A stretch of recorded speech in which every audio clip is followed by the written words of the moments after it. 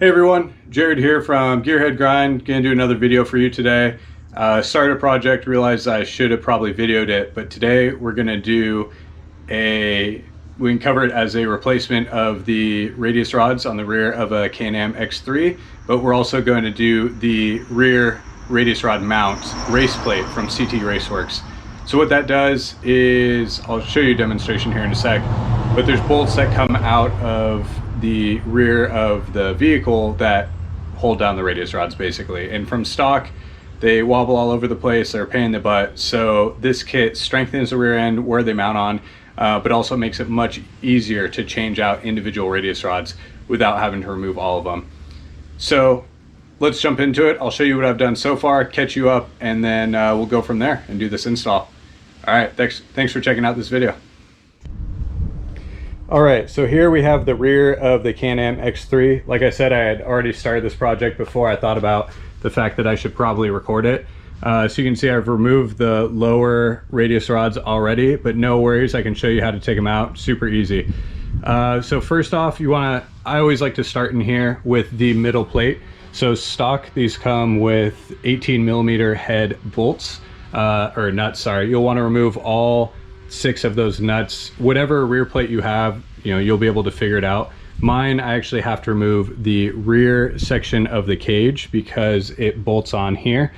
But once you take that off, you should have some sort of plate that holds these all together, and you should just be able to work it off there and come out. It may be under a little tension, so what I actually did is I unbolted the ends of all the radius rods first, but nevertheless, that's how you take off that rear plate. And then let's go out here to the outsides. So all of these have an 18mm head bolt that goes through, and there's a nut on the other sides. So we'll have 1, 2, 3 bolts here, all 18mm head. But one thing to note is this middle one on the inside, it's a 19mm nut, whereas all the others are 18. So get a 18mm and a 19mm wrench and you'll be able to take these off no problem. So what I do is I just take a 1/2 inch impact, like you can see right over there, put my 18mm on, put it on here, and then go around on the other side and put the 18mm wrench on these bolts, or sorry, these nuts. I'm struggling with that today for some reason. So there's one. Hopefully you can see this. This bolt is already out, so the nut is missing as well, but this is the lower one. And then for the middle one, excuse the transition here. For the middle one, it's actually right in here. So normally there would be a nut on here. I've already taken it off, but you can see it's a different nut. And you'll just want to get a 19mm wrench on there. And then you should be able to screw all of these out. What I like to do is just, take that 1/2 inch impact like I mentioned and just continue to spin them and basically put a little finger pressure and they'll just back right out, no problem at all. So once you have these loosened, you can remove them all the way. I'm keeping the top 2 on, bolted on here because I'm not replacing these at the moment. I still need to make 2 new radius rods for the top. I'm doing some chromoly rods there. But for the bottoms, you can see here I have these super nice billet aluminum ones from CT Raceworks. These things are gorgeous. I highly recommend them. Super beefy construction there. You can see these are just, they don't go all the way through, but there's just some little indents here that make them look super clean, but they're still very, very rigid and strong. So those are great pieces. But what I do have to do is remove the middle part of all these radius rods. You should just be able to slide them off here. I normally start from the bottom because you can see they will just stack down here wherever they sit. In my case, it's on this jack. And now we have our bolts. So what we're gonna do to get these guys out, to make it easier, I'm gonna take a cutoff wheel. You can use a hacksaw, sawzall, something. You don't wanna hit this back plate here. But I'm gonna use a cutoff wheel and I'm gonna start from the bottom and I'm gonna cut these studs out basically. And what we're gonna do is we're just gonna push them through and we're gonna remove the plate that is on the back there. Forgot to mention, you take that off too. So let me go ahead and cut these studs and I'll show you what they look like. Just try to get them relatively close, within a 1/4 inch or so. And then we basically are just going to push them through, I'll grab a light when I video this, but you can see they need to be shorter than that basically in order to get them out. So let's go ahead and do that, and come back in a few minutes. Hey y'all, you can see I cut the studs on it. Pretty short, and short enough where the middle one just fell through. I was going to show it to you. But these guys are pretty hot, but you should just be able to push them through, and then you'll have to reach around and get them. So I'll just push those through.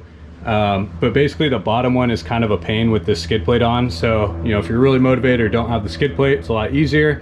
But if you do, you're gonna have to come in under the transmission here in this little nook and basically get them out that way. But either way, it just requires a little effort for you to get around under this transmission and to get those out. All right, so if we're looking at the new race plates, we see that they basically have threaded, welded on nuts. I mean, they're better than nuts because they're just threaded tube, which is awesome and strong.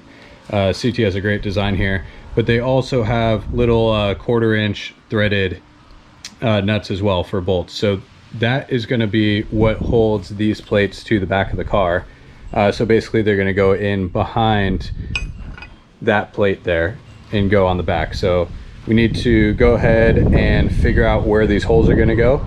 By the way, sorry if there's background noise. There's a lot of people out and about today, and it's a windy day as well. So if we're looking here, this actually would have been ideal to do before we cut the studs, but no problem at all. So we're basically going to take this template that they give us, and we're going to line it up with the factory holes and then mark where we need our new holes. So for the smaller one that goes in the middle here, we're going to use the inner hole that I'm pointing to right here. And then for the larger plates, we're going to make sure to line this up pretty well here.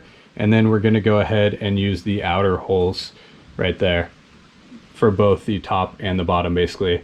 So I'm going to go ahead and line these up, mark my pilot holes. We're going to do a pilot hole with an 1/8 inch drill bit, and then we're going to drill it out to a 1/4 inch to let those 1/4 inch bolts go through.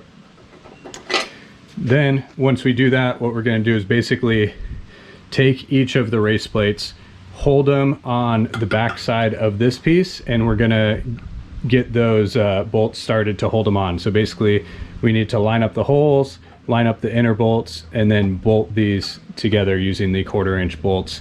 And what that does is it basically allows us to then have the large bolts that actually hold the radius rods go into the vehicle instead of stock where they're coming out, because the stock design allows them to wiggle all over the place. And if you've ever done radius rod job, you know it's a pain in the butt to align them all and get them perfect. Whereas having the threaded nut on the backside and allowing you to bolt in individual ones lets you change out individual radius rods with ease, and also just make it a ton easier to line them up. All right, so we're going to go ahead and drill out, mark those pilot holes and then drill them, and then start trying to put everything together.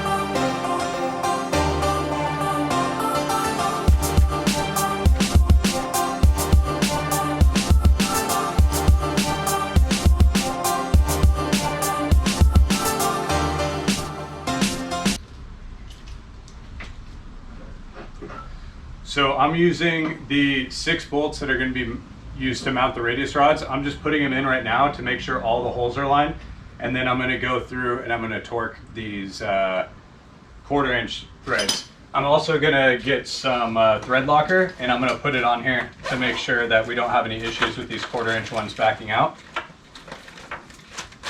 But I have to go get my thread locker.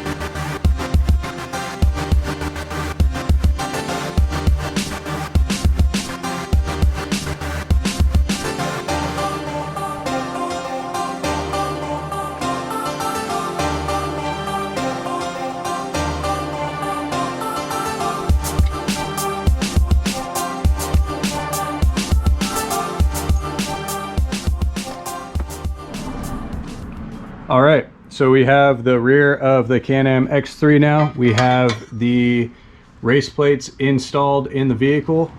We've thread locked all the 1/4" bolts in here and torqued them down. So now what we're gonna do is we're gonna take our plate, we're gonna take our radius rods, and we're gonna start installing them. So I'm gonna hold up the plate. I'm gonna start with the top radius rods, push them up into place, and start putting the bolts through. One thing to note with the CT Raceworks kit is it does come with these Nordlock washers. So you do want to put these, on the bolts, of course, on the outside of the race plate to make sure that they do not untorque themselves. I'm also going to put thread locker on because I will be racing, but you won't see me do it in the video because I'm actually going to take these back off once I have made my chromoly ones. So I'm going to put these on for the sake of the video and then take them off again. But all right, let's get to it. You'll see me put these on and we'll go from there, and that should basically wrap up the video. Focus beats of the track.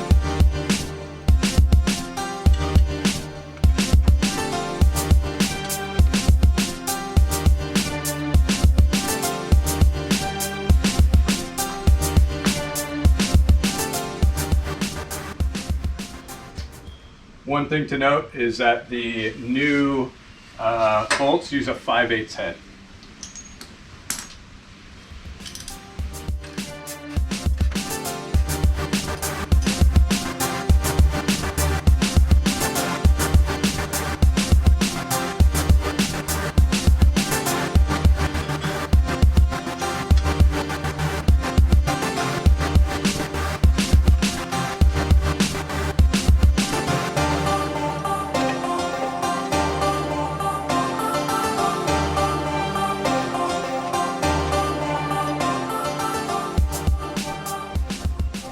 Notice how I'm keeping them all loose to start, so that way it allows us to push these ones up into place.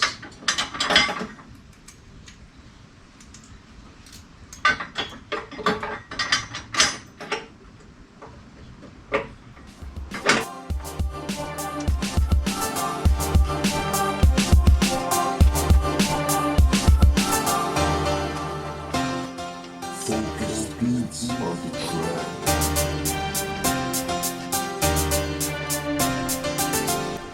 All right, so you should have an idea of how to get the radius rods back in place based off what I showed you, starting with the top one, putting them in place like that.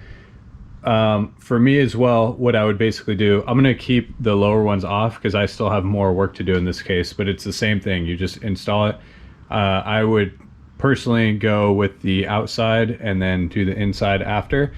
But basically you can go ahead and get these 4 tightened up if you want, but for me, I also have the cage that goes on, so I'm holding these in place right now to stay out of the way of installing the others. But once I need to install the cage, I'll basically back these bolts out, install the cage, and then re-put it on, or re-put the bolts in, because they're actually what holds the lower part of the rear cage on this, and then torque everything down.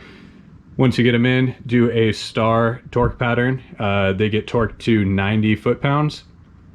And you can also, of course, make sure to torque the outer radius rod bolts. Please refer to your manual for the torque specs on those 3 different bolts there. They should be around the same, give or take, as well as the inners. And that should be it. So it's really easy to install this overall. The hardest part is just getting behind to put it on. But as you saw in the video, I was able to just reach around right here and under the axle, basically, in order to get those in place, and just kind of fandangle them in without taking out the axle or anything else.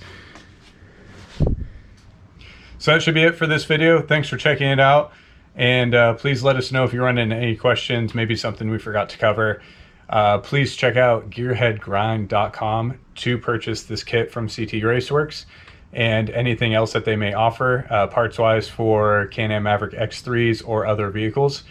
And thanks for checking out the video. Please feel free to like and subscribe, and check back for more awesome content. Thanks, everyone.